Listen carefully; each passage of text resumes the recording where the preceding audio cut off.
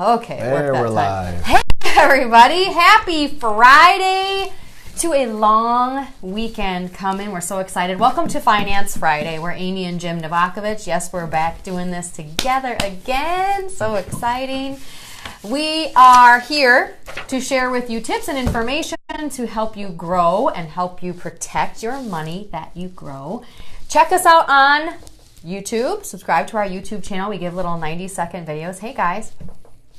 And check out our Instagram. I never actually plug our Instagram, but we're just kind of starting to grow our Instagram. I did a tiny little quick video yesterday. Hey, Johnny. And like us on Facebook and share this video if you find value in it. We would appreciate that. So today we are talking about, since we're getting to the end of May, everybody hears, or maybe you don't hear, but it's a huge thing that sell in May and go away.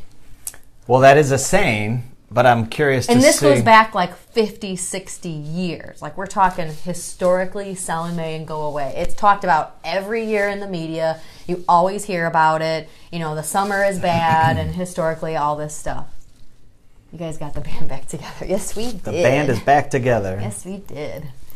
So, yeah, sell in May and go away. That's, you know, when you look at the long term, it looks like it makes a lot of sense. Yeah, I looked at both. This was really fun for me because we did research independently. Separately. So, and I don't know what you found. And I don't you don't know what I found. found. You have a lot of notes. I went back to 1960. Okay, I have one that went back to 1950. Yeah, so we went historically, and I did like literally by hand. Look at all my numbers. I literally went by hand on the chart, the levels of from May through September, and then from October to April. Supposedly, if you're not familiar with what sell in May and go away is, supposedly, if you were to just invest from October to April versus investing from May to October. November to April. November to April versus May through October. Yeah. Supposedly, you would do exponentially better if you just invested in the quote-unquote winter months versus the summer months. And there's not like a set theory as to why that is. At least I didn't find one. There's all different kinds of theories, but there's no like main theory. Right. Yeah, there's a couple. I mean, Wall Street typically leaves town in the summer months. They all go to the shore. That, like the hedge funds and the volumes, big money. Yeah, the volumes. I mean, it's true. Volumes are a lot lower in the summer months. It's just, you know, and that's really... People go on vacation. Right now, with the holiday this weekend, this is when it starts. I mean... I know. Well, that's why we're talking about it. Because really, if that's true, right, it should be that simple. Hey, Mercy. It should be that simple. Like, okay, I'll just invest my money, you know, from November to May, and then I'll hop out and I'll hang on the sidelines, and then I'll hop back in again. It's that simple. And I found several charts, as I'm sure you did, going back to 1950 through 2009 anyways. Mm-hmm. Right? If you invested $10,000 only from November through April, you would have made it to $527,000. $10,000. So you're saying $10,000 if you only invested every year between May and October. Correct. And got out every summer since 1950, you would have went from $10,000 to $527,000. That's kind of a lot, percentage-wise. Well, versus, can I tell you the other part? Yeah. The summer versus being invested from May through October. Did you see my paper on what it was, the result? No. Over 50 years doing the same thing, just investing from May to October, it was actually a $474 loss. No kidding. Yes. Is that not nuts? That's kind of nuts. I'd be curious to know if it was just a couple years that killed it. Invested in what? Oh, great question. The market. This was the S&P 500. Yeah. Great question. I had something very similar, but the numbers were from 1960 through 2016. Oh, okay. That 10,000. What did it look like? 10,000 from, if you invested in just the winter months, November through April, 10,000 would be worth $664,000. Wow, okay. And the 10,000, if you invested just in the summer months between May and October, it would be worth about $29,000. Wow. So that's insane. So let's see, what did she say? What about the fees, putting it in and taking it out? I don't know if, I highly doubt these studies take the fees into effect, but I'll tell you right now, the difference between $644,000 versus $29,000, or the difference in my study, $527,000 versus a $10,000 versus a $474 loss, you actually have less than $10,000. The fees would not matter. It would be that it still would be a gigantic difference. And this is historically. Did you find any other historical studies? Because that is crazy that 2 different time frames. Mine was from 1950 to 09. Jim's was from 1960 to 2016. Mm-hmm. And you found the exact same result. That's crazy. And it is kind of crazy. I wish we would have been able to find... Nice shirt. Who said that? Mick. Yeah, Mick. He does look good. Mick talked me into getting a new shirt yesterday. That was Mick's fault, by the way. So that was yesterday. So I asked him, Mick, I say, so when did you buy this shirt? And I said, sometime recently. Yeah. Just, you know. Yeah, I didn't admit it was yesterday. I said it was new, though. I said it's new. That's misleading to your wife. I didn't lie. That's true. I just said it's recent, and I did get in there that I hadn't bought a new shirt in like 4 months. When do you think the last time was that I bought a new shirt, honey? I tell you to buy new clothes all the time. You won't do it. I don't buy clothes. So anyway, if you're just joining us, we're talking about, since we're in May, we're at the end of May, sell in May and go away. Is there any legs to this theory? And we're just discussing the historical data. Yep. So far, it's looking like there is some legs to this. So again, huge difference between...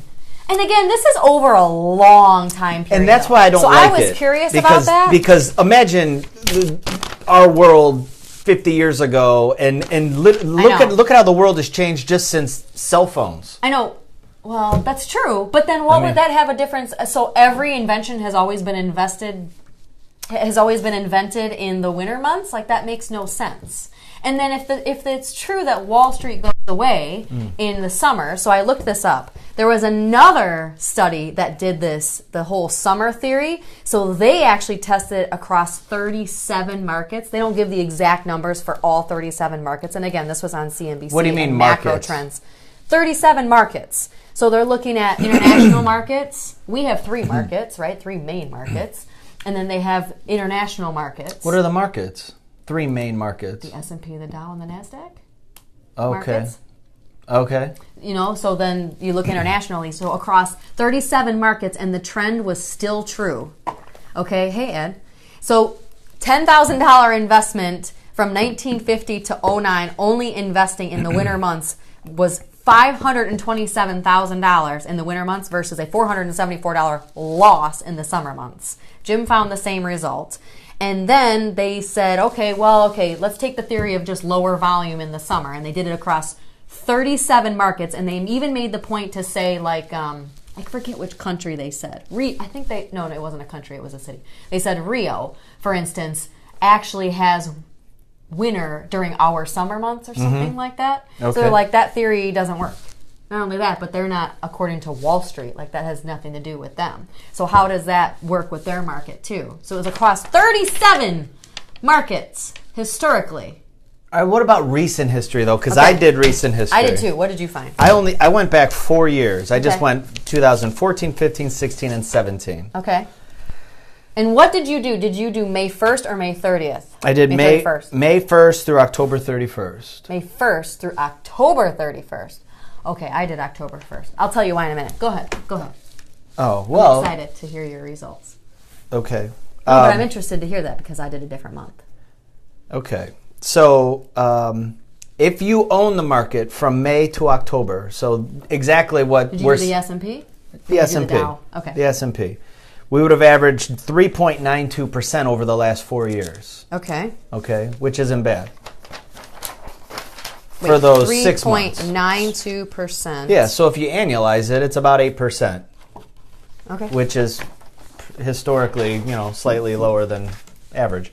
Right. Over the last 4 years, if you bought in October, or the end of October, through April, you'd have had 4.37%. Not that much more. Almost no difference. Yeah.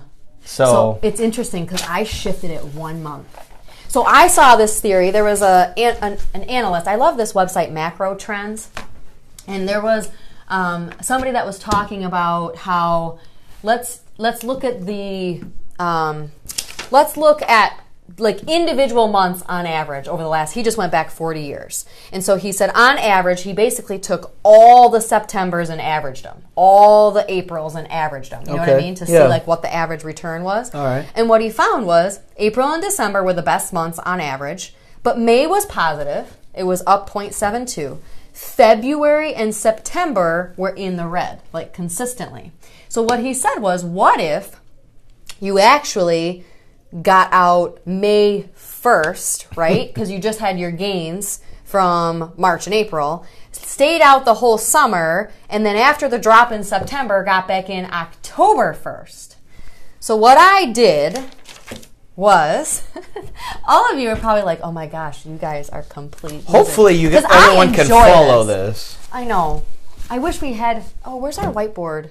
Right here. Yeah, but when we write on it, it comes out backwards. Oh, that's true. Because it's the phone. I have to get an iPhone 10 so it doesn't come out backwards. We'll do this again another day. But this is super exciting. An iPhone 10. There's an iPhone 10? No, I'm not. I don't think I'm wrong. No, I don't think so. Oh my gosh. Isn't it called the X somebody, or something? RT. Is there an iPhone 10? There's an iPhone 10. All right. There was an iPhone 8 and now there's an iPhone 10 that has a camera on both sides. So you don't have to flip it like this, so it's not backwards. Anyway, yes, nobody has commented. Your head looks shiny. Yes. I know it looks shiny. Is. See, Marcy, an iPhone 10. Thanks, Marcy. I'll put powder on his head. I should put powder on my head because I can see the reflection. I know. I'm shiny. Well, it just means you're very clean. I am clean. Of the two of us, who showers more? I showered this morning. Congratulations. That's maybe the second time this week. Phone Roman number 10. Yes. All right. Okay, so what I did, I went back to 08 because I was like, well, let's just look at the last 10 years because my other studies would go through like 09. And I literally, and like I already showed this, but literally I tracked every value of the Dow May 1st through October 1st versus October 1st through the end of April. So it wasn't an even 6 months and 6 months. But the results were like crazy. Like for instance, 09. No, that's a bad example. No, 2010. 10,926 May 1st. 10,858. So it was actually down at the end of September. So you get in at the end of September, October 1st, you're at 12,763 through the end of April. So sum it up. Give us the big picture. The big picture is the trend continued over the last 10 years until 2017. 2017 bucked the trend. They were both up. Yeah. Well, the whole year, 2017, the market went on a steady ride up. But ultimately, the trend... Do you have the numbers, though, for that I didn't have time. This took me an hour. So, literally, because I was on a interactive chart, so you're like trying to click and drag like to the exact number. And I'm like, oh, that's one day too far. Oh, that's one day too far. Anyway. Yeah. I'm a nerd. So, but I didn't have time to do this percentages, but I will do that, and then I will post it, or I'll sum it up in like a quick video. But ultimately, the levels are astounding. 2012, you actually went down in those summer months, and you went up over 1,000 points, actually 1,400 points in the winter months. Huge. I mean, it's crazy, insane. You went down 2015. You went down almost 1,000 points, more than 1,000 points in 2015 in the summer months. And then you went up 1,300 points in the winter months in 2016. I know, but here's the problem that I see. Trying to time the market is not easy. And I know using historical numbers... it's easy. If you can turn off your brain, if a family was to make a decision to say we're going to get out of the market... Every summer we're just getting out and we'll get back in November 1st. Hey, Adam. You can't look in the rearview mirror and say, oh my God, we missed out on 5%. We should have been because there has been summers that are up. I'm not saying every summer is down. I'm just saying the winter months are better. So please don't mistake me for saying that the summers are down and you should just get out in the summers. the summers can be up too. It's just that historically, and over the last 10 years anyways, the winter months are up more. So I'm not saying get out, but I'm saying like I guess, you know what I'm saying? I'm saying that active is usually in this market, and I'm not giving advice here, but it seems like active is better than passive. Like just sitting there and doing nothing and just buying and holding is really gone. You have to be active. I mean, there are trends out there that your advisor needs to be paying attention to, and you have to be active, and you have to be on top of it in case something does happen in the summer. I mean, even in the winter it can happen. It happened in February of this year. Mm-hmm. But active has to be the way to go if you're going to truly buy low and sell high, because there are trends that present themselves. We just went back 50, 60 years, and you see these trends, and you have to pay attention to them. You can't just say, oh, let's just set it and forget it and rebalance every quarter. That's not going to work anymore. Yeah, and there's different sectors that do well in summer months and different sectors that do better in the winter months. And I think you almost have to be active because like the summer months, typically summer month sectors are healthcare and staples. Oh, okay. See, I didn't even look at sectors. So, I just did that. This is just the Dow, too. But staples, although somebody on CNBC just this week said it might be time to buy back into the staples, and maybe because they were older, and maybe they were thinking... Go over what consumer staples Consumer staples are companies like CVS or Kroger, General Mills, Campbell Soup, the stuff that typically doesn't go out of favor or into favor. It's just always there. It's not like a luxury item. It's like our everyday needs. Stores. Toothpaste, that kind of stuff. Yeah. Procter & Gamble, medicines, prescriptions, stuff that we're not getting on a once a year basis, like a Tiffany's or something. It's not luxury. Right. But for whatever reason, historically, they've performed quite well in the summer months. In the summer. And but I wouldn't buy Which staples is crazy now. Because Campbell's, I mean, seriously, Campbell's, General Mills. Most of these companies that I just rattled off. Yeah. When the market's doing well, when you have technology companies that have tremendous growth rates, that's where the money's moving, and money's moving out of the consumer staples because they're more dividend plays. They don't typically grow very much. When we talk about money movements, just again, we have all different levels of knowledge that watch this, so I always want to be careful that we're not talking over people's heads. So institutional money or money movements, we're looking at where does all the money go? So big time mutual funds, big time hedge funds, endowment funds. So universities have giant endowment funds. This is big time money that goes into the market and leaves the market, and that's public. You can actually look up that type of stuff. And so when he says we look at the money movements, that's what he's referencing is where is all the money going, and we watch that movement. Right. So now historically the best sectors in the winter months are things like... so summer months you said healthcare and consumer staples. Typically. Okay. Historically. Yeah. Which, again, this is why I don't love this strategy in general of selling in May and going away. Right, because there are sectors that do well in the summer. Yeah. Right. No, I get that. And historically, best sectors in the summer months are consumer discretionary, and those are simply companies that you don't necessarily need. They're companies that you might use that you like to, or you don't need them, but you want them. You don't need it, yeah. It's not necessary to live, like you said, like toothpaste, deodorant, like we think of the Walgreens and the grocery stores and things like that. Consumer discretionaries are things that you spend money on. Yeah, like Netflix or Lululemon and, those kind. But they typically do well. Materials and industrials also. So. Ed had an interesting theory. Could staples be higher in the summer months because kids are home and usage could be higher? I love that theory. That's not a publicized theory, but I love that. That makes sense. That makes perfect sense. I mean, seriously, think about that. And that's U.S. again. Remember I mentioned that study if you joined afterwards, but there was a study that said, a lot of us are home in the summer, or a lot of hedge funds take vacation in the summer. This happened with 37 markets, but this study was done, this is just U.S. though, what you're talking about. Yeah. So I think that theory could actually be very true. I mean, kids are home. We're spending a lot of time and money with the kids being home. Yeah, I love that, Ed. Yeah, absolutely.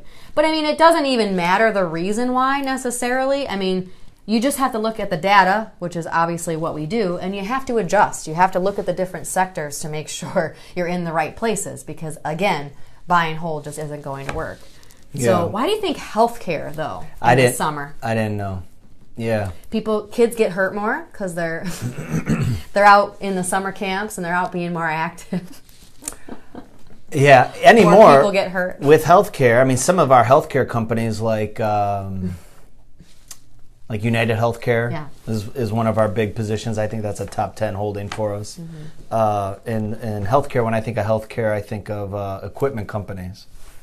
So, but I can't for the life of me. I couldn't come up with a reason why in the summer months it would do better. Well, in the consumer discretionary, I mean, just look at the companies. You got Netflix, Amazon, Lululemon. I feel like when people aren't at work, there's a whole lot of people that are taking their kids to kids camps, that are off of work in the summer. Think about it. They're spending more money when they're not at work. Yeah, they're vacationing. Families tend to vacation in the summer months. Right, so on vacation. So that makes perfect sense. Perfect sense. Consumer discretionary makes perfect sense. So anyway, it's an interesting... Wait a minute. I just said that wrong. Consumer discretionary, as you said, do better in the winter months. Oh, yeah. Right? Yeah. So that doesn't make sense. Consumer staples in the summer, consumer discretionaries in the winter months, November through April, typically outperform.